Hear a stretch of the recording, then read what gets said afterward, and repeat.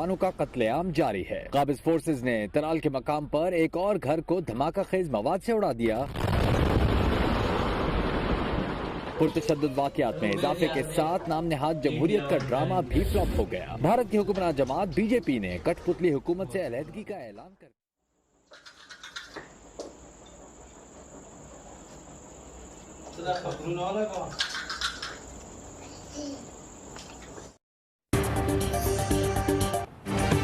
अमरीकी सदर की पाकिस्तान और भारत में सालसी की फिर पेशकश। वजीर-ए-आज़म इमरान खान ने ट्रंप से मुलाकात में मजलूम कश्मीरियों पर भारतीय जबर तसल्लुत का मामला उठा दिया।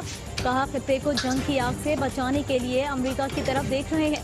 ट्रंप सालसी की पेशकश करते हैं लेकिन भारत भाग जाता है। ट्रंप ने कहा, भारतीय वजीर-ए-आज़म ने बहुत जारहाना जबान इस्तेमाल की। चाहता हूँ मसाइल हल हों, दोनों ममालिक चाहें तो मदद कर सकता हूँ। पाकिस्तान और भारत करीब न आए तो अच्छे नताइज नहीं होंगे।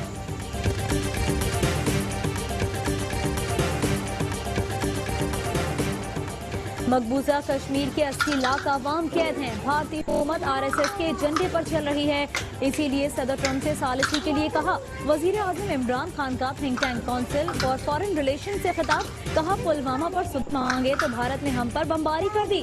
हमने उनका पायलट वापस किया लेकिन मोदी सरकार ने फिर भी रवैया ना बदला, इसीलिए भर में बेगुनाह नौजवानों का कत्लेआम जारी है। काबिज फोर्सेज ने तराल के मकाम पर एक और घर को धमाका खेज मवाद से उड़ा दिया।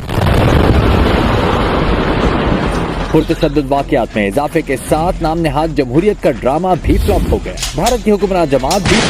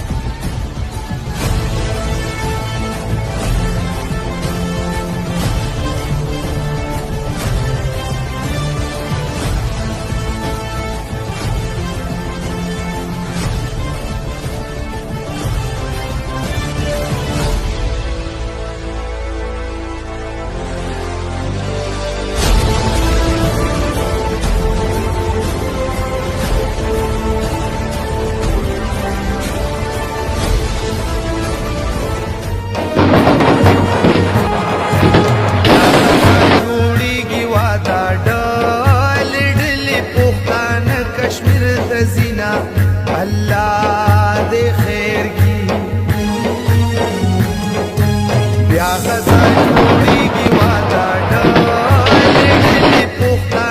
कश्मीर तजीना अल्लाह दे खैर की।